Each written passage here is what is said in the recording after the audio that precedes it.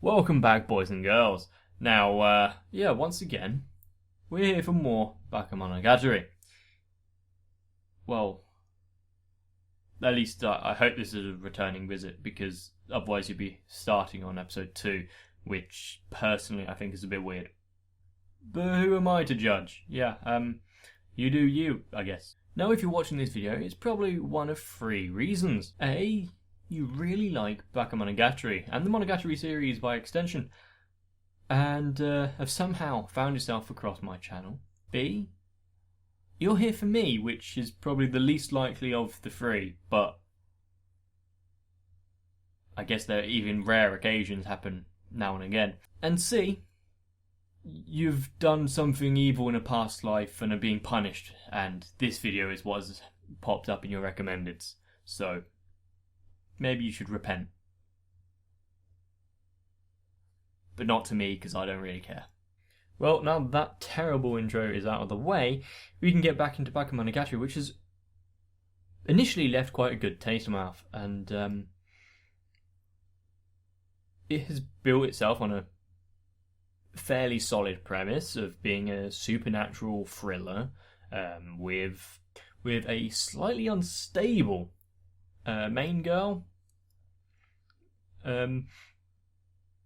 who seems to think that everyone is out to get her. Whether that's a valid line of logic, I don't know. I haven't seen enough. And a almost vampire turned back to human.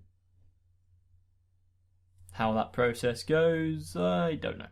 But considering this is how it started, it's left itself wide open to pretty much explore anything that it wants to do in the future. And that is a very exciting territory, and one that I'm quite eager to explore. And the one way to do that is to watch the damn episode. So, if you're ready, strap yourselves in and get ready for episode 2 of Bakemonogatari.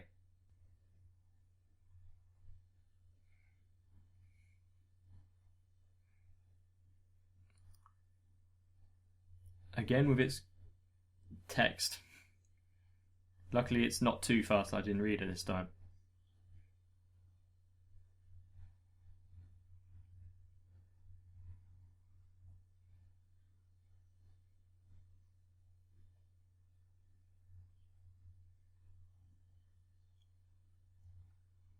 Are we getting a backstory? Relatively sad backstory. Unfortunately, some people do get, can't think of a better word than just brainwashed.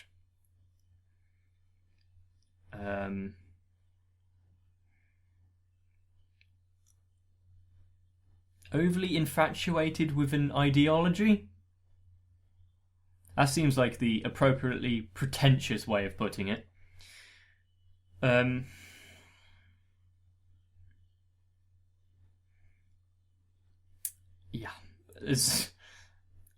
I've not had to experience anything like that myself, so I can't really explain how or why, but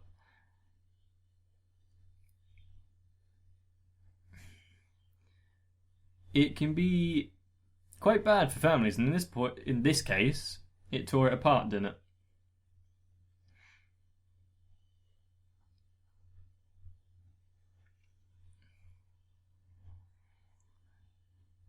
I'm not sure what the obsession with staplers is about either.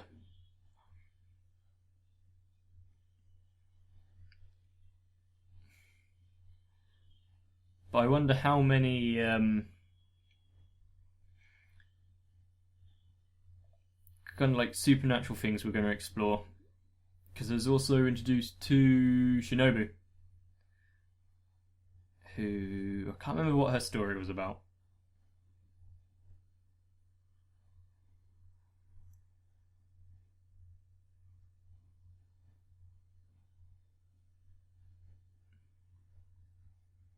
Silent voice. I read a lot of that until the text became quite long.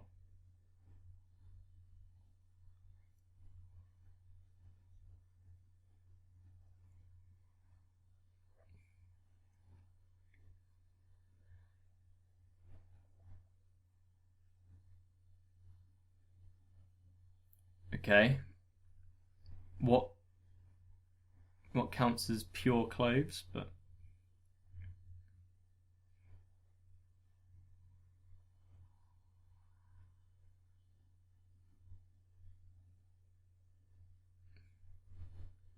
it'd be rather stupid to think that people do stuff for free.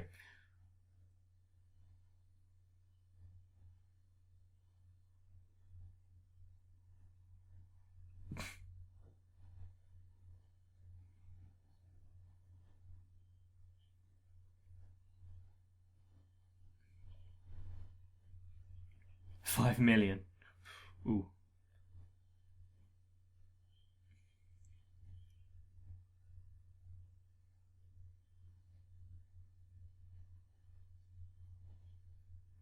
Well, she is quite adamant about wanting to get rid of this weightlessness.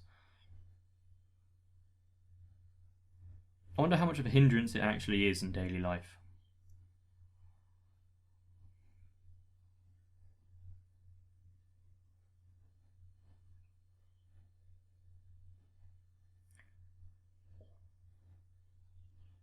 Okay, she's not overtly embarrassed.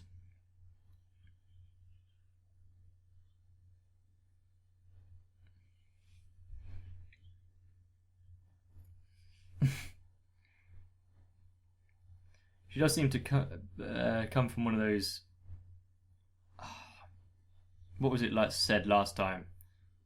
Like higher up families, because she's like, oh, I'm not poor enough to carry clothes with me.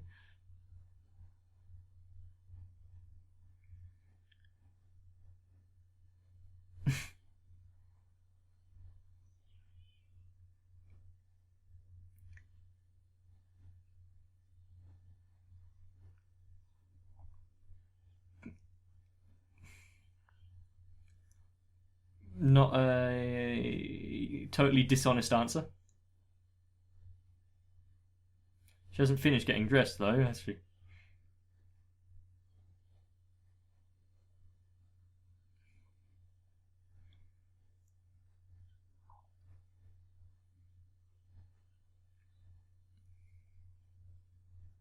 What is the motivation behind this? Her attitude changes. It just doesn't make sense.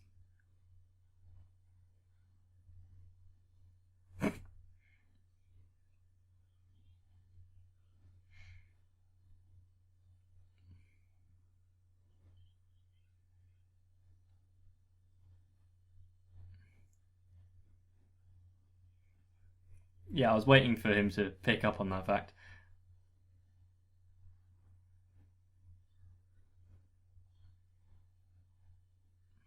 That's. I don't think she needed him to admit.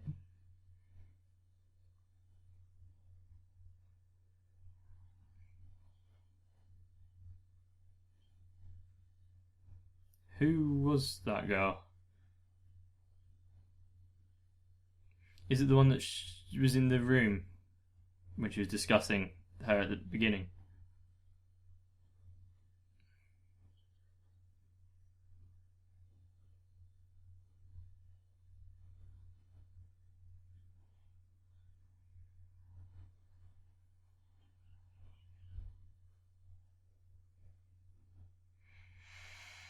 Are we having an entire just getting dressed sequence?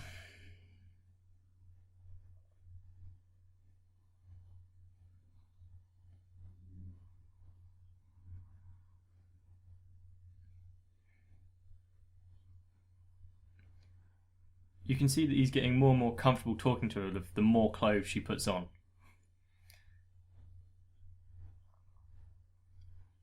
And it is actually easier to talk to people when they're not nude.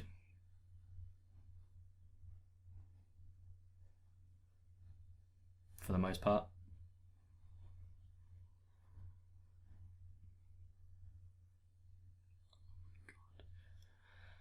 Yep, she's a woman.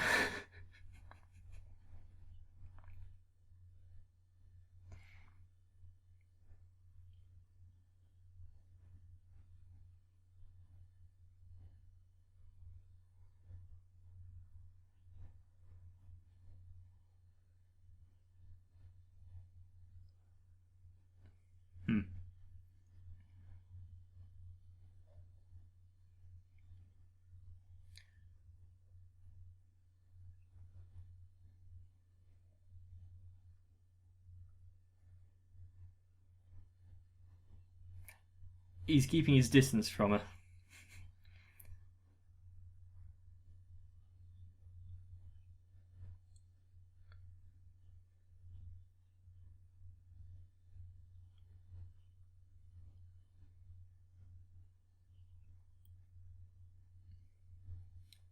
I can't say I've ever heard of that before.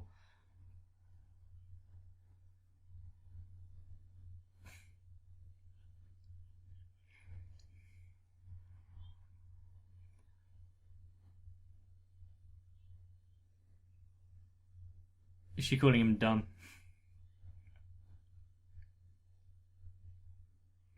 Pick a change of clothes already.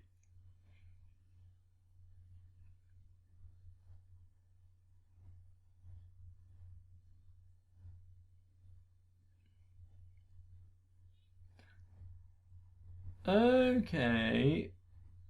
So the loss of her weight has changed how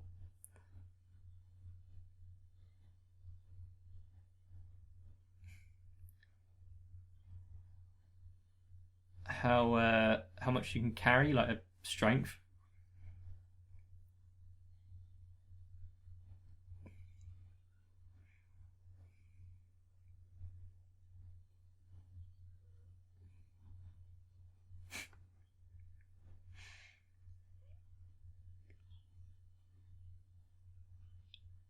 I do love the artistic styling in this.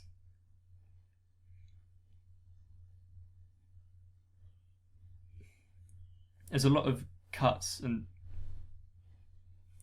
zoom shots that just doesn't need to be added, but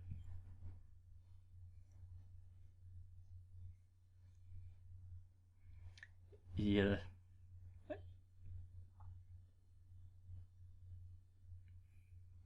Relatively respectable clothing. Only took 4 hours.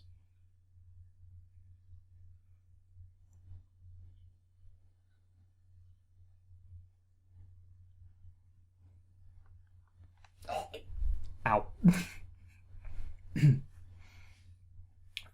Don't think I'll be trying that again. Oh, she's got a cushion now. Is it because last time she complained about her butt being numb? Nice addition they did there.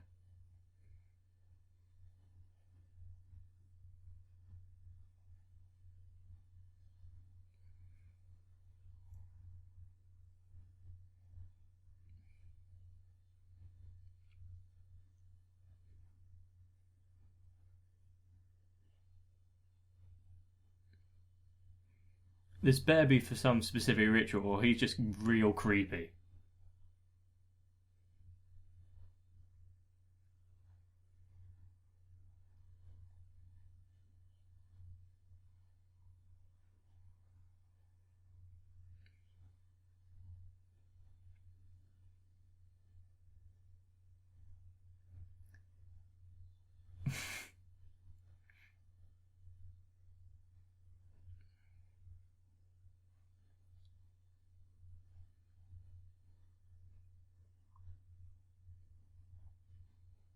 Nymphomaniac cat.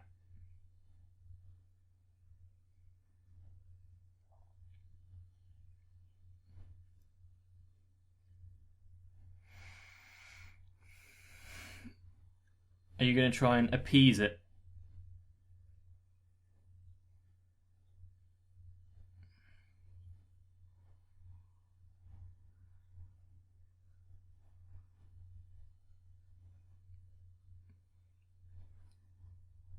He's not saying any definites here.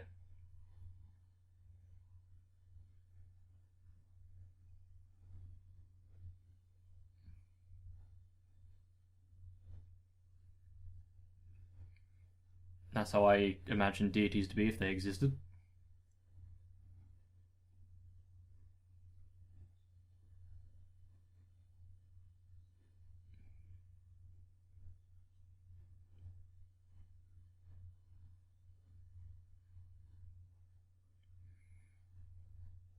I think the building being really run down doesn't help in this seeming a bit dodgy.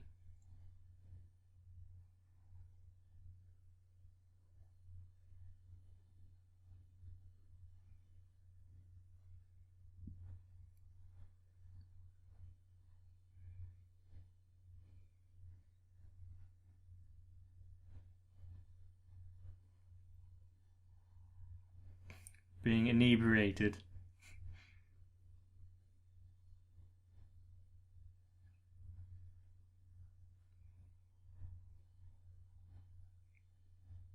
I've just realised it's an old guy giving an underage girl alcohol.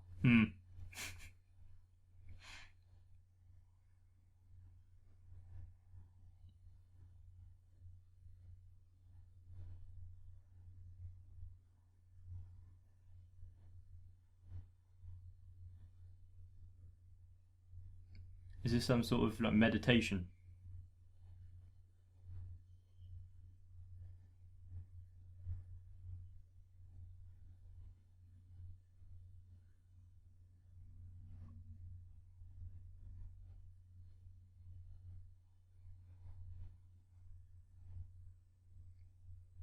Was that a form of hypnotism he just did, or was that just pure meditation?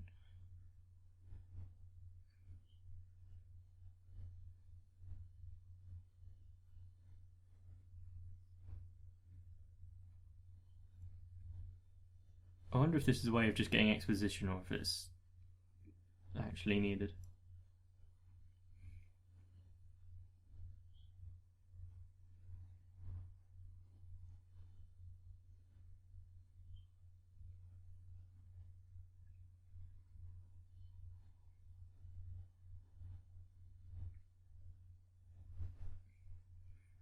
Back then, it doesn't really matter.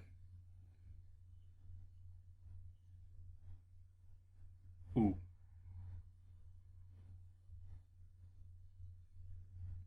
She didn't immediately dismiss it like some of the others.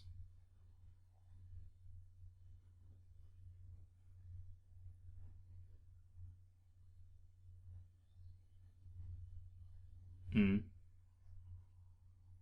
What happened? Is it just going to expand on that, or is there something deeper?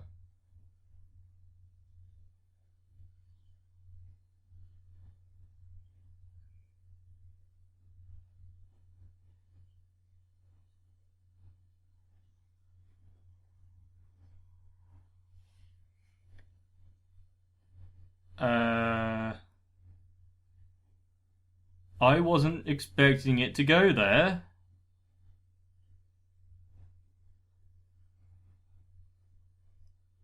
Holy. Okay.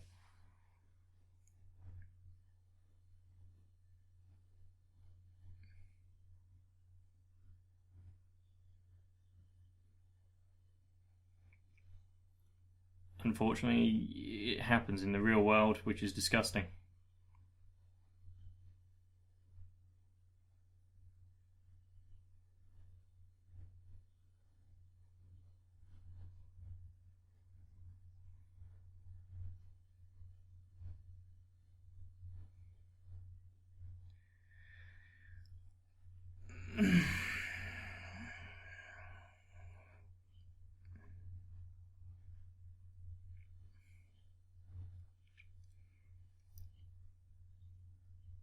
I don't want to say anything here because it would ruin it, and this is poignant.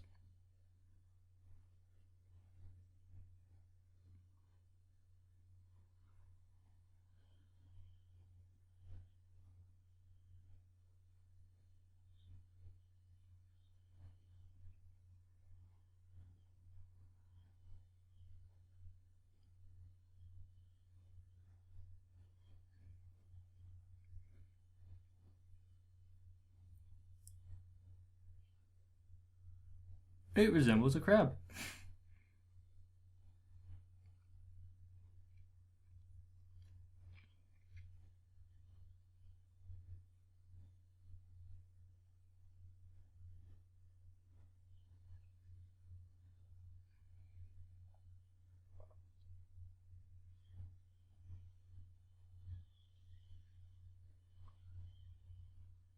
Is it because she raised her head?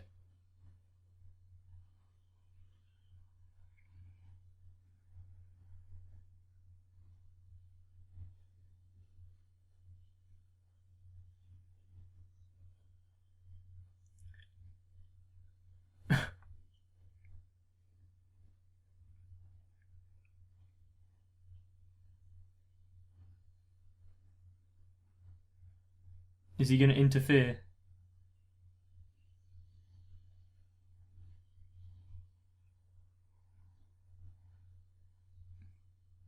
Who is this guy?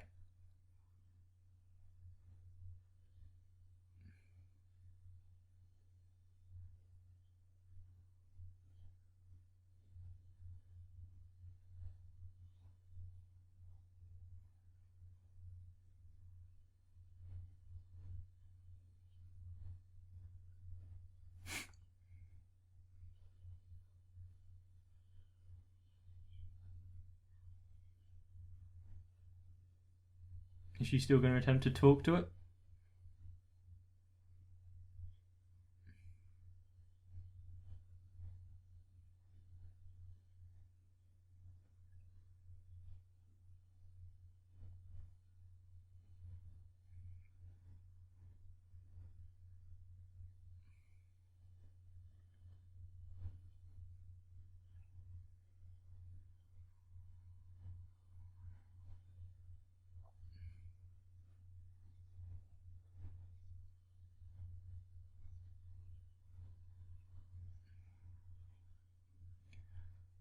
Was that the trade?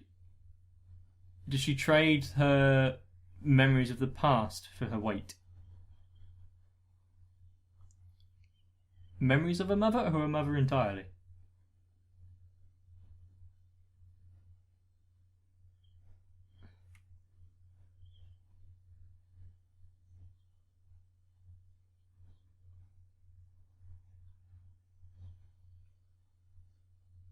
Okay, that makes it even worse.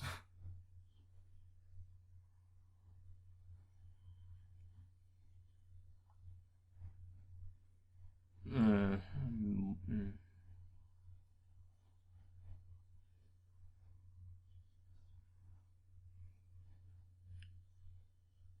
Believing it was them that helped. Mm.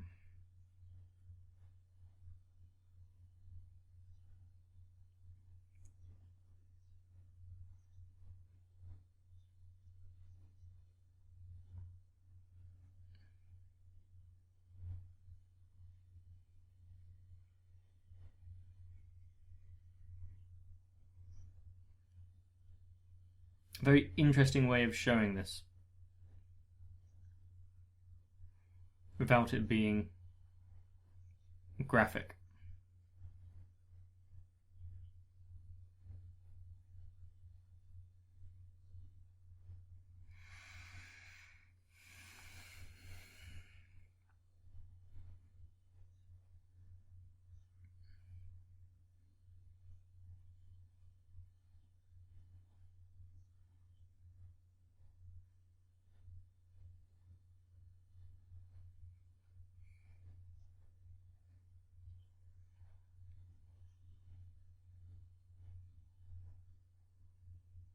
Mm.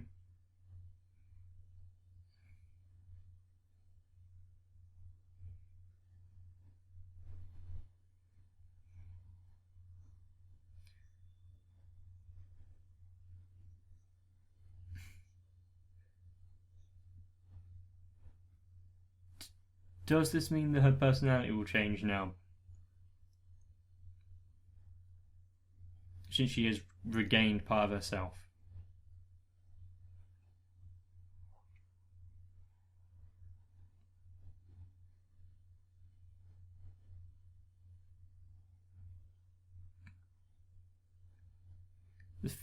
I guess it's the first person she's actually been able to talk to.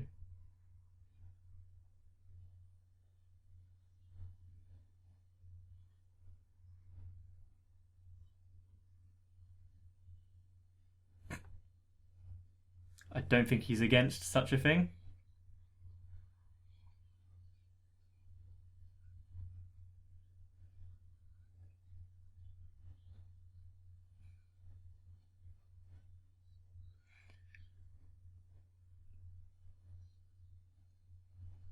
A bit different to how some of the other bits are. Cool.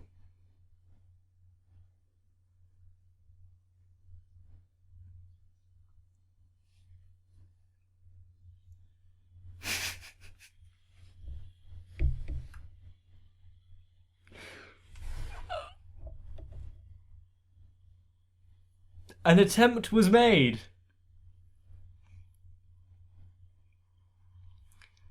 Now, the question is, did he gain her weight and she's still 5 kilos? Or did the crab just give everyone some extra weight?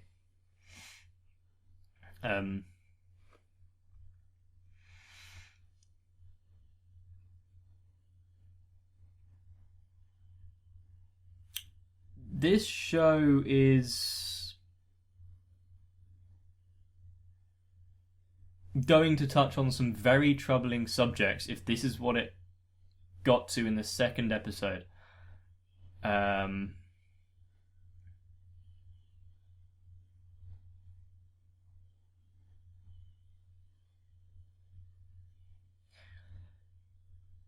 I haven't had any true experiences with cults, and generally cults are a terrible thing and you should stay away. Well, I say that about religion as well.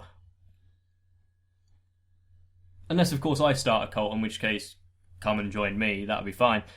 But people turn to all sorts of things to cope with any hard situations, and religion is a very easy one to turn to. There are, of course, other ones which are far more damaging than religion, such as alcohol, drugs, excessive gambling, to name a few. And of course, religion by itself isn't necessarily a bad thing. I'm not saying that. Don't start that kind of argument down in the comments. However, the reasoning behind it can be very damaging. And in this case, it is shown with the daughter being seriously ill, managing to recover, and the mother latching on to the thing that she believes helped and rectified the situation, being this cult. That they had some inner dealings with it to make it better, and it is that helped. And so she got sucked in and it basically destroyed everything. It's a very difficult conversation to have when someone is very fervent in their belief, and is probably not something that I can help with in this couple minutes of me doing some inflection on this episode. So I'm going to drop it before I say anything too damning and get myself in any trouble. But some of you already know that I do enjoy mythology quite a lot. I am quite a big fan, and I know somewhat of Norse, Egyptian, and quite a few different mythology. One that I'm not very good at, though, is the whole Japanese culture folklore, and I don't know if I need to upgrade some of my knowledge a bit before I get too deep in this series, or if I can kind of carry on as is and pick up from context, and by you guys as well telling me when I've missed something quite blatantly obvious. Now, I do also realise that Bakemonogatari is quite dialogue heavy and dialogue intensive, so I'm trying to balance out the understanding and the reading and the just absorbing the information it's giving to me, and provide feedback as it runs along. Hopefully I'm doing alright. Let me know if that's been the case. This does feel like a show that I'm going to have to go back and rewatch after I've finished it. And I'm only the second episode in. I understand the fan base now. Cool. But what the hell was that reference he gave with the nymphomaniac cat? Do I want to know any further about that or not? For my own safety, I'm going to say not until I gain more information on the subject. I think that would be a good idea. But yes, if you've managed to reach this far into the video after the episode is finished, after my incessant rambling, you might have either fallen asleep or you did actually enjoy it. And if you did enjoy it, let me know. And you know how by now, if you've been on YouTube long enough, there's a like button, there's a subscribe button, there's a notification bell, and there's other videos on my channel. Make of that as you will. And of course you can check the description down below for any links that might seem useful to you. Honestly, this one's a bit different because if you are suffering from any troubling thoughts or going through tough times yourself, there are people you can talk to. I'm probably not one of them, but there are people you can talk to. Unfortunately, I can't give you any names or numbers. Just know that everyone reaches tough times in their lives. Honest reflection here is I've gone through something very similar. Not recently, but relatively. Not the same as this story, don't get me wrong. Nowhere near that. I'm not going to claim that kind of I know what repressing stuff can do, and it's not great. It can quite mess you up. So put it this way, if a moron like me can somehow find the means to come to terms with stuff, or maybe even accept it, there's hope for everyone. So there's that. I'm really not trying to be patronising or demeaning here, honestly. That's just my face.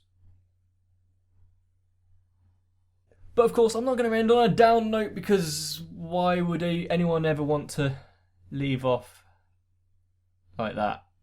This was a good episode, so it deserves a good send-off. Let me know exactly how much Bakemonogatari means to you, and stay adequate. And I'll catch you next time.